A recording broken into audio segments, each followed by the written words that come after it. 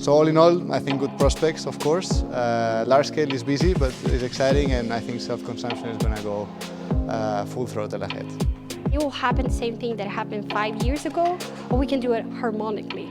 We can know our pace, we can know the amount of time that it will take everything, the amount of resources, and coordinate correctly as from the development itself, from the EPC, the suppliers, all of the chain of the projects, but also from the authorities.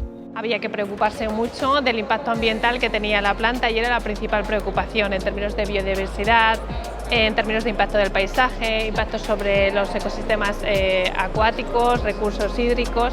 Sin embargo, ahora, de un tiempo corto a esta parte, la sostenibilidad se incluye en el concepto completo.